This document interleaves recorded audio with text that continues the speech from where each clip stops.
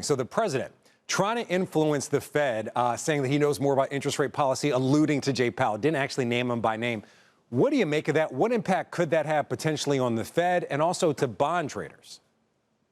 Yeah, Frank. I mean, we saw this in Trump 1.0. I thought it was a little bit of pulling back versus his speech at Davos to go and say, the guy that's primarily in charge. We all know he's talking about Jay Powell.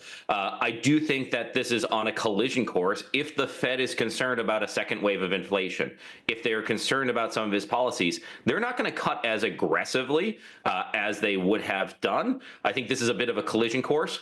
Late last year, we had the head of supervision, the vice chair for supervision, the chief regulator at the Fed, step aside. To me, that was a signal from the Federal Reserve that they were trying not to have a big fight with Trump. I don't know how much goodwill that brings.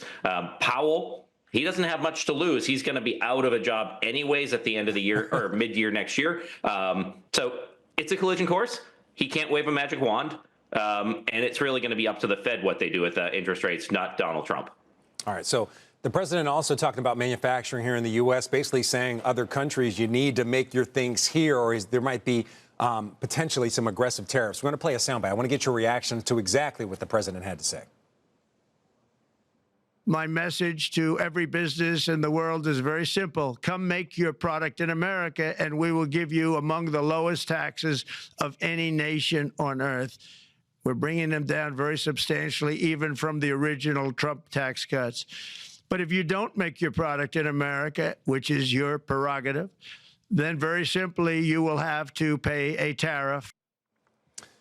So, Ed, the president not only talking about tariffs, but also talking about taxes. Again, he continues to talk about U.S. tax policy when a deal just quite hasn't been struck yet. How important is reaching that tax deal to his America First policies, just to his general ability to create sentiment when it comes to the markets?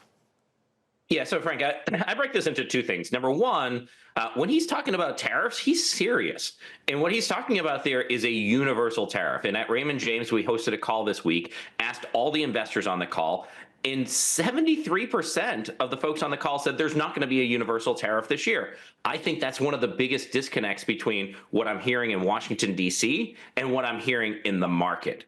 Now, when it comes to taxes, I think it's going to be very difficult to lower the 21% corporate tax rate. It's about $120 to $150 billion per 1% that is reduced. There is momentum on the Hill to maybe make the Trump tax cuts permanent, but to go further, I don't know if there is the ability to do that, or we would see a bond market reaction that the United States is probably not going to be collecting as much taxes as they thought, therefore adding to the debt and deficit. That's going to be a political in-market problem for them.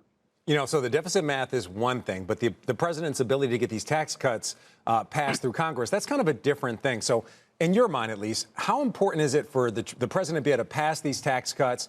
We know that people actually on both sides, they see some value in these tax cuts when it comes to sentiment, not only here in the U.S. and for investors, but around the world. Because, again, the president continues to say, America first, trying to put America in a place of dominance. When we're talking about global investors, how important are these tax cuts, not only for companies to make things and build sites here, but also just for investors to invest in the U.S. markets, whether it be stocks or treasuries?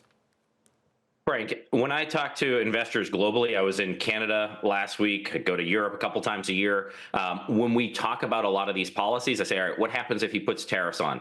That's an overweight to the U.S. By investors. What we're seeing, part of the strength in the U.S. market right now is just how much the world is overweight the United States equity market, and I think that continues. When I talk to folks on the Trump team, what they tell me, tax cuts is a cornerstone, but it's also deregulation. It is moving towards tariffs. It is a strong dollar. It's an all-of-the-above strategy. One of the big debates that's going on right now within the Trump team is team trade, team tariff, are trying to be much more aggressive on the trade tariff policies, where team econ is trying to say there is a step function here and we have to lay this out. I do think that Donald Trump has the market as a barometer for his success. So he's listening a little bit more to Team Econ. He wants to get what you described, Frank, the continued investment in the United States. He's having these press conferences with business leaders.